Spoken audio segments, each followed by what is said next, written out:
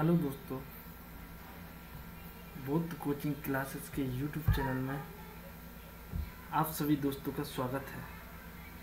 आज मैं आप सबको बहुत ही आकर्षक क्वेश्चंस एंड आंसर लेकर आए हूँ, जिनके आंसर आप स्वयं निर्धारित करेंगे।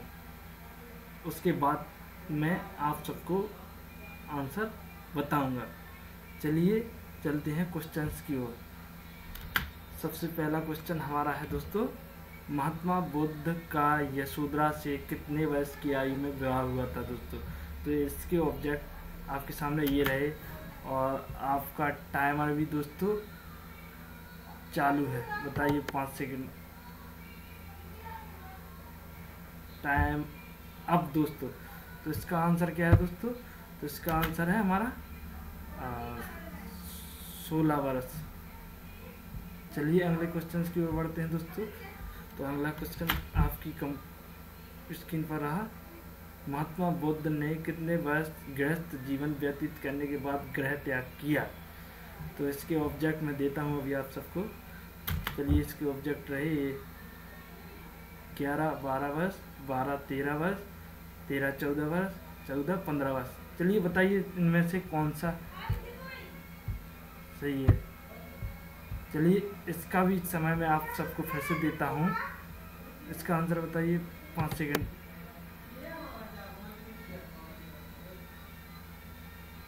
चलिए इसका राइट आंसर दोस्तों 12-13 वर्ष। चलिए अगले क्वेश्चन की ओर बढ़ते हैं दोस्तों। अगला क्वेश्चन ये रहा आपकी स्क्रीन पर, प्रसिद्ध बौद्ध ग्रंथ कथावस्तु की रचना कौन सी बौद्ध संगति के दौरान हुई। तो इसके ऑब्जेक्ट मैं अभी देता हूँ दोस्तों। इसके ऑब्जेक्ट आपके सामने ये रहे।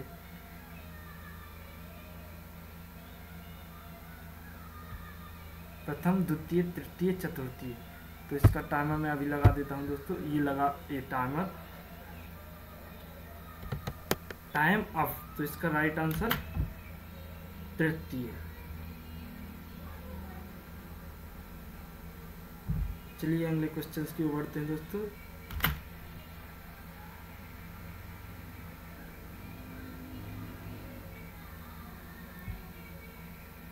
चलिए पहला क्वेश्चन है दोस्तों इसका, एशिया की रोशनी किसे कहा जाता है। तो आपके सामने इसके ऑब्जेक्ट ये रहे दोस्तों।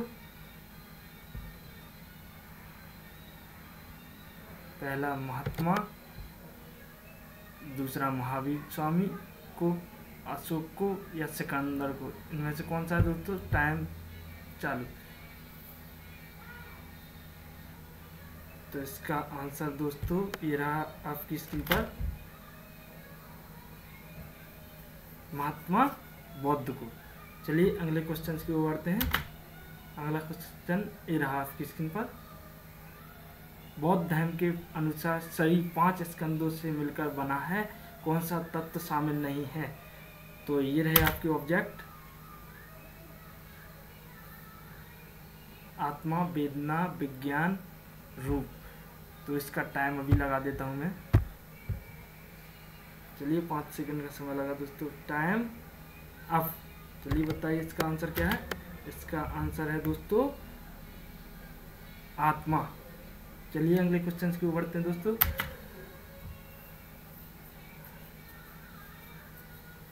निम्नलिखित में से बौद्ध धर्म में प्रवेश करने की अनुमति निम्न में से किसको नहीं थी। किसको नहीं थी दोस्तों? तो इसके ऑब्जेक्ट आपके सामने ये रहे।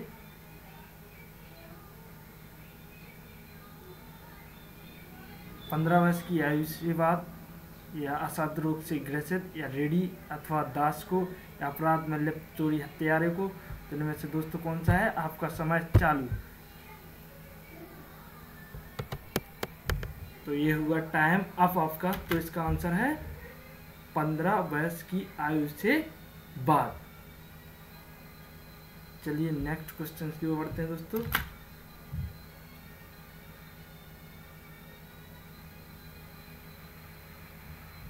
चलिए नेक्स्ट क्वेश्चन, निम्न में से कौन सा जोड़ा सम्मिलित नहीं है। तो इसको मतलब सम्मिलित करना है कि क्रम कौन सा सही नहीं है। तो इसका बताइए दोस्तों। विनय पिटक उपाली, विनय पिटक का उपाली, आदिधम्म पिटक का आनंद और धैर्यवादी महाकच्चान का और महासंघिक महाकच्चा का। तो इसका समय मैं अभी लगा देता हूँ दोस्तों। बताइए, इसका 5 सेकंड का समय दिया मैंने आप सबको। तो इसका आंसर दोस्तों क्या है दोस्तों? Time of. तो इसका आंसर अधिधम्म पिटक आनंद। चलिए अगले क्वेश्चन की ओर बढ़ते हैं दोस्तों। तो अगला क्वेश्चन ये रहा आपकी स्क्रीन पर। कौन सी बौद्ध संगति को सप्तशतीका भी कहते हैं? तो इसका आंसर ये रहा आपकी स्क्रीन के ऊपर। ऑब्जेक्ट क्या है? यह है आप सबके ऑब्जेक्ट।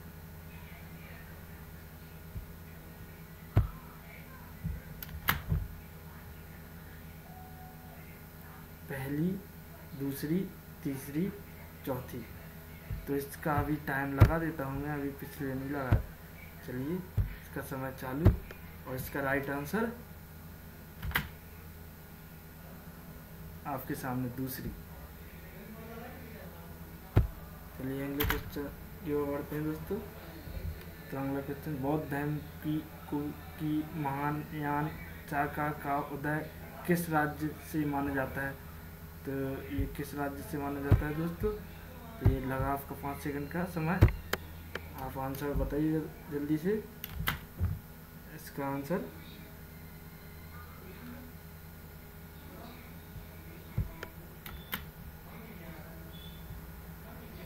ये रहा आंध्र प्रदेश। चलिए अगले क्वेश्चन की बढ़ते हैं।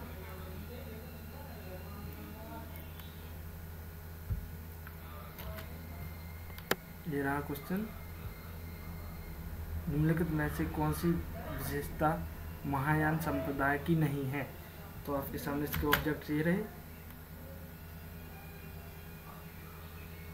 ज्ञान प्राप्ति के लिए संन्यास आवश्यक है, या बौद्ध की करुणा भक्ति से निर्वाण प्राप्ति संभव है। तीसरा है मूर्ति पूजा का प्रचलन। चौथा परिवर्तनवादी रूप। तो इसका समय मैं अभी लगा देता हूँ दोस्तों आपके सामने। ये रहा आपका समय और राइट आंसर आपको बताना है। तो इसका राइट आंसर दोस्तों ज्ञान प्राप्ति के लिए संन्यास आवश्यक है। चलिए नेक्स्ट क्वेश्चन की ओर बढ़ते हैं। अगला क्वेश्चन आपके सामने ये रहा, सभी जैन तीर्थकारों को किस संज्ञा से विभूषित किया गया? तो इसके ऑब्जेक्ट आपके सामने ये रहे।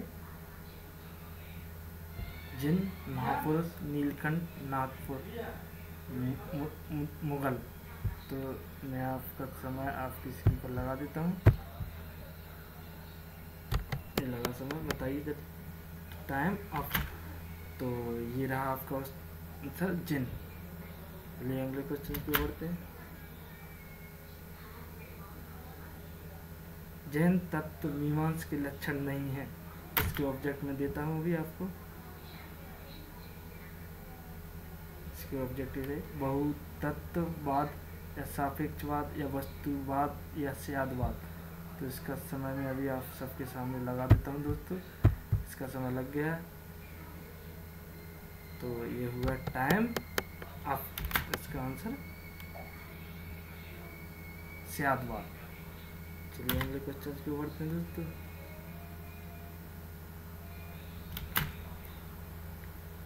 जैन धर्म का ज्ञान मीमांसीय सिद्धांत है। तो इसके ऑब्जेक्ट आपके सामने ये रहे दोस्तों। स्यादवाद, अनेकांतवाद, उत्तम तप, निबंध तप। तो इसका राइट आंसर आप बताएंगे समय के अंतराल में। 5 सेकंड का समय लगा देता हूँ। इसका राइट आंसर क्या है दोस्तों?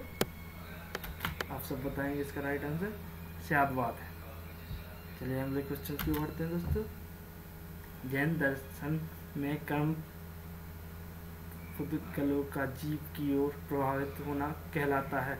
क्या कहलाता है? इसके ऑब्जेक्ट आपके सामने ये रहे। अस्त्रव, बंद संकलन सुख। तो इसका समय मैं 5 सेकंड का लगा देता हूँ। चलिए इसका सही आंसर बताइए।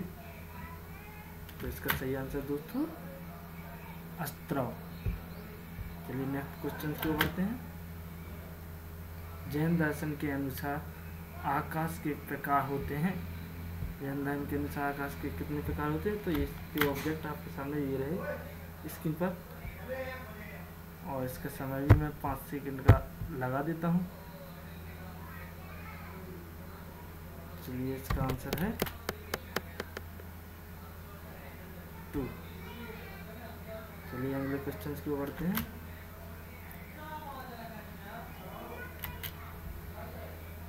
जैन दर्शन के अनुसार सत्य का लक्षण है। इसके ऑब्जेक्ट आपके सामने ये रहे। जो उत्पन्न होता है, जिसका क्षय होता है, जो नित्य होता है, उपयुक्त सभी। तो इसका टाइमर मैं लगा देता हूँ 5 सेकंड का लगा टाइमर। इसका आंसर बताइए जल्दी से। तो टाइम ऑफ इसका आंसर उपयुक्त सभी। चलिए नेक्स्ट क्वेश्चन की ओर बढ़ते हैं। जैन दर्शन में मोक्ष प्राप्त व्यक्ति को क्या कहते हैं? इसके ऑब्जेक्ट आपके सामने ये रहे दोस्तों।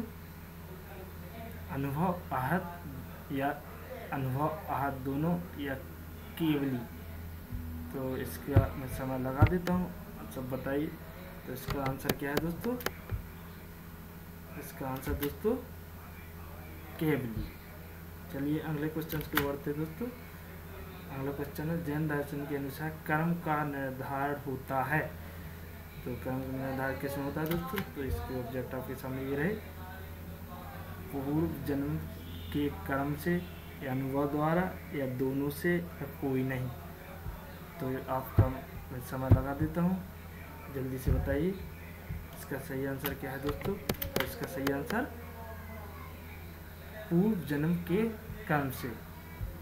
चलिए अगले क्वेश्चन की ओर बढ़ते हैं दोस्तों।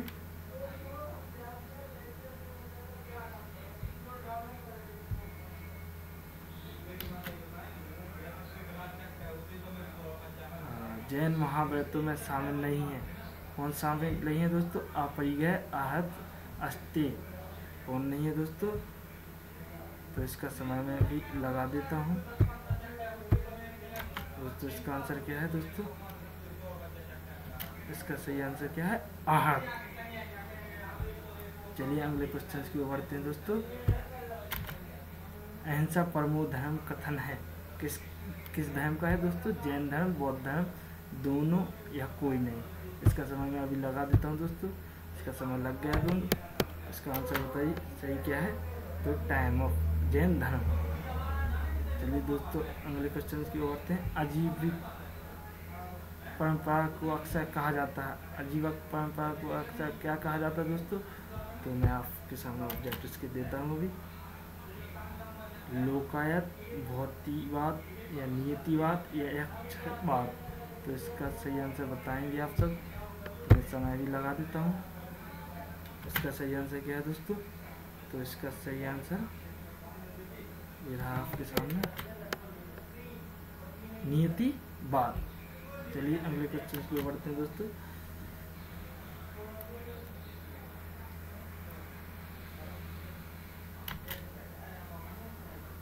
बौद्ध दर्शन के अनुसार वृक्ष क्या है? तो इसके ऑब्जेक्ट आपके सामने ये रहे दोस्तों। अनित्य, परिवर्तन या ये दोनों या दोनों ही सही या दोनों गलत। इसका सही आंसर बताएंगे समय से पहले। तो इसका सही आंसर क्या है दोस्तों? तो इसका सही आंसर दोनों सही हैं। अगले क्वेश्चन की ओर बढ़ते हैं दोस्तों। 2000 ईसा की बुद्ध के महल में प्रवेश करने की मूर्ति मिली। कहाँ मिली दोस्तों? तो आपके सामने ये ऑब्जेक्ट ये रहे। अमरावती या सांची या मथुरा या लुम्बिनी। तो इसका समय भी मैं लगा देता हूँ। चलिए बताइए जल्दी से दोस्तों। तो अमरावती में मिली, ठीक है ना। इसका अगला आंसर दोस्तों कौन सा है? किसकी सलाह पर बौद्ध ने नारियों को संघ में प्रवेश दिया? तो इसके ऑब्जेक्ट मैं अभी देता हूँ दोस्तों। तो इसके ऑब्जेक्ट मैंने इसके पर दे दिए। गौतमी, आनंद, उपाली, अजातशत्रु। तो इसका आंसर आनंद। चलिए अगले क्वेश्चन को बढ़ते हैं दोस्तों।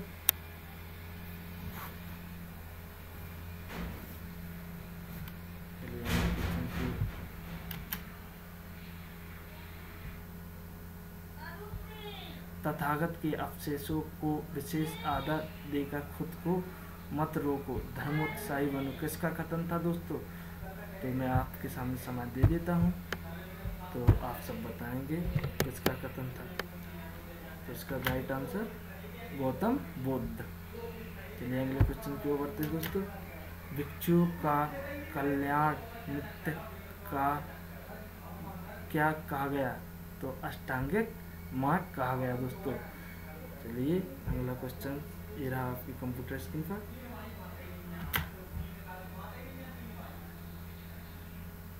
सर्वाधिक बुद्ध मूर्तियों का निर्माण किस शैली में हुआ? तो किस शैली में हुआ? मैं आपके सामने इसके ऑब्जेक्ट पेश करता हूँ। आपके सामने इसके ऑब्जेक्ट हैं मथुरा शैली या गंधार शैली या द्रविड़ शैली या उपयुक्त में से कोई नहीं। तो इसका मैं समय अभी लगा देता हूँ दोस्तों। इसका समय लग गया है। चलिए इसका आंसर बताइए। इसका आंसर है गंधार शैली। चलिए अगले क्वेश्चन की ओर बढ़ते हैं दोस्तों। चलिए अगला क्वेश्चन हमारा चतुर्थ बौद्ध संधि किस स्थान पर हुई दोस्तों? तो इसके ऑब्जेक्ट में मैं अभी स्क्रीन पर देता हूँ। कुंडलवन, पाटलिपुत्र, वैशाली, राजगृह। तो इसका मैं अभी टाइमर सेट करता हूँ। चलिए ये मैंने टाइम सेट कर दिया, बताएंगे आप सब। तो टाइम अप। इसका आंसर है कुंडलवन। तो अगला क्वेश्चन आपकी स्क्रीन पर ये रहा। महात्मा बुद्ध ने अपने जीवन में सर्वाधिक उपदेश किस स्थान पर दिए? तो ये विभिन्न परीक्षाओं में पूछे वाला बहुत ही